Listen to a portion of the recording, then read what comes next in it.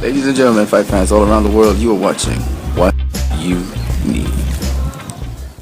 Okay, Boxingphenom95, I got one more person, like I said, that I'm going to go through. I'm not going to go through all the top guys because that's too extensive, so I'm going to indulge you with one more person, and then after that, I'm going to deal with matchmaking, Vasyl Lomachenko. I love this fighter. And first of all, Vasyl Lomachenko has some wonderful body punches. There's so much things to talk about with Vasyl Lomachenko and how he fluently and quickly does them that it would take many videos for me to cover. And I said I'm only going to go to 5 minutes. Vasyl Lomachenko. Now, if you just look at this little repeated GIF clip that I'm giving you of him, he hit that guy with a body shot.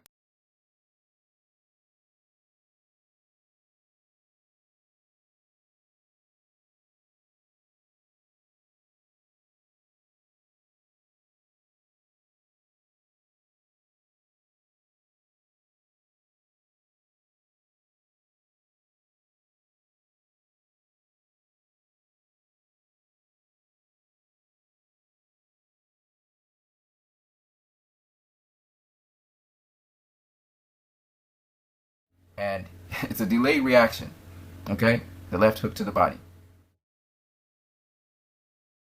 Vasyl Lomachenko is excellent at throwing body punches, excellent at throwing body punches.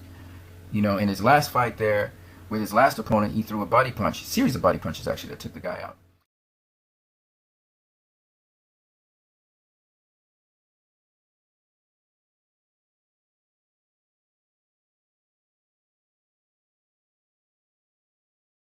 Jab. Wow. Double left hook and a double jab. I mean, you gotta love Lomachenko, man. This guy, his boxing is just sick. Now, the only person I've seen throw a shot like that before is the great Ricardo Lopez, El Finito. But he did it in the orthodox stance. Okay? Now that little uppercut that he threw with his lead hand, right uppercut, that's something El Finito used to do at will, man. You threw the jab and hang it out there, he threw that uppercut below that jab. Now all of these combinations are not effective. They're being blocked except for that right hook there. And then that left hook to the head. Oh my goodness. Now notice Lomachenko, let me tell you something about the fundamentals here. He goes weak side. Notice he leans into the weak side where the opponent cannot hit him. Alright? He's throwing these combinations while the opponent's on the defensive, gets him with the right hook. And once he realizes that, goes to the side of the opponent, he slips to the side of him again, goes weak side as we call it, and hits him with the left hook. Now goes weak side, catches the opponent with a right uppercut, catches him with a straight right after, dances out, stays out of range, comes back in to attack, kind of like a la Manny Pacquiao. Moves to the side, catches him with that, ooh, that nasty left hook, puts him down. Okay?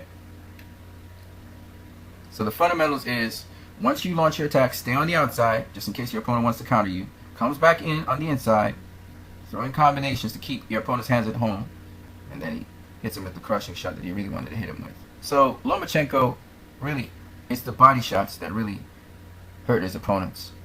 And then he can finish them off on top. But this is just a great combination. A double left hook and then a double jab. Again, the use of the jab, once you finish your combinations, always finish off with a jab. He goes weak side and hits his opponent. He's attacking him at the side of him, what we call a T angle. It's called weak side because he's formed a T angle on him. He's attacking him still to the side of his body, then he moves completely to the side to get leverage and knocks down his opponent. So he's staying defensively responsible all the way through. He's at the side of his opponent and he stays at the side of his opponent where he knows his opponent cannot hit him.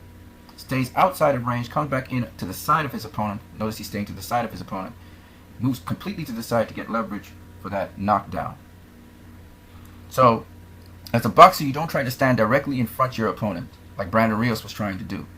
You always try to get an angle. That's called special effects. You're coming in off an angle all the time. See, he's on the weak side of his opponent, completely stays there. And that's why he's able to exploit his opponent like that. Here, he's staying outside of range. See? He moves back when his opponent moves back. And he's able to land that left hook to the opponent's body. He's staying directly in front of his opponent, but he's coming in at a time when his opponent has already launched his offense. Okay? Watch it again. There it is. While the opponent was launching his offense, he got him. Alright? This is the last one. Same opponent. Again, a body shot is what put the opponent down. Of course, you couldn't see that, so they probably will do it in slow motion, probably. He's not going to get up. Lomachenko knows it's over. Incredible, huh? Here it is in slow motion. He gets the leverage right here, and that's to the solar plexus.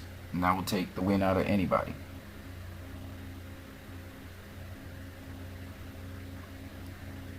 Notice he's at an angle. He slips the shot, and there's the body shot that brought the guy down. Oh, it's that one, sorry. It's two body shots. Second one brought him down.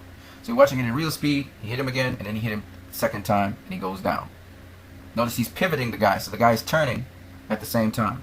We're going to see it in slow motion one more time. He already knew it was over. So he's turning. That's the perfectly placed solar plexus shot. That's the second one. That took the guy down. Notice he's pivoting away from the guy. He's turning the guy. The guy had to turn to get it. You're going to see it on the replay. Here he is turning, slipping. You hit him the first body shot, and then you hit him the second body shot, and that really dropped him. And he knew it was over. Here he is pivoting. Notice he's using the pivot. He turned the guy. It was a front foot pivot, by the way. And he knew it was over. See him turning, slip the punch, hit him the body shot, and here's the second body shot. And the guy was actually throwing a punch as well. So that hurt even more because he's actually working the muscle group. So when he hit that muscle group, he traumatized it, and it tightened up, and this guy's win went out of him. Because it was over. Especially when a boxer's throwing a punch, and you catch them while they're throwing a punch. Oh, that's even worse. This is the use of the front foot pivot to turn your opponent to get the angle. He's trying to stay to the side of his opponent. So here, his opponent is turning into him, and that's when he catches him. Because the opponent has much more distance to go to throw his punch than Lomachenko has. And it's a short, compact punch that takes the wind out of his opponent's sails. Here he's pivoting, slips the punch, hits him the first one, pivots again, and there it is. So when you turn your opponent, they have to turn into you, and by the time they turn into you, you get to punch them before they do. As to matchmaking, let me talk about that real quick. Lomachenko versus anybody in his division of featherweight. So Lee Selby versus Lomachenko. If Nicholas the Axeman Walters is still there, Nicholas the Axeman Walters, Gary Russell Jr. rematch, Abner Mares, Leo Santa Cruz. All of those are great fights for him. Of course, since he's with Top Rank, I think he's with Top Rank. A Top Rank fighter would be great, like Nicholas Walters. There are several other Top Rank fighters who are at featherweight. People are talking about Guillermo Rigondeaux facing him. That would be a good fight as well. Also, I'm hearing that Yuriorkis Gamboa wants to fight him at 130. That's a great one as well if he wants to step up in weight. Another good featherweight that he could face is Jesus Cuellar, who's from Argentina, I do believe. He's also got Johnny Gonzalez. I heard Nonito Donaire would like to fight him. So he's got a ton of guys who would love to have a shot at him. Errol Spence Jr. Who could Errol Spence Jr. face? Errol Spence Jr., he can face Andre Berto, Sammy Vasquez Jr., Ray Robinson, Saddam Ali. I know Saddam Ali's with Golden Boy, and they're not really doing business right now with Al Heyman, so that's a little different. But you got Devon Alexander, Chris Algieri, Aaron Martinez, Frankie Gavin, Leonard Bundu. Any one of those guys would do. He doesn't have to fight the top guys right now because he still needs to step up in competition gradually. I think when he beat Chris Van Herdeen, he showed he could step up in competition. He got Chris Van Herdeen out of there, so he really needs a better quality opponent. Even him facing a guy like Louis Collazo, Robert Guerrero. I don't think Robert Guerrero would fight him. Those are the names I think he would match up with. Do I think he should jump all the way to the top and fight guys like Thurman or Porter or Brook? No. Or Timothy Bradley? No. But him even versus Jesse Vargas would be a good fight. You know? But again, some of these guys are with Top Rank or they're with Golden Boy. And I don't know if Golden Boy is doing any business right now with Al Heyman's fighters. But once you eliminate that, I think those are some of the fighters he can face. And would be good matchups. So there you go. You guys have a great one. I hope I answered your question. Boxingphenom95. You have a great one now.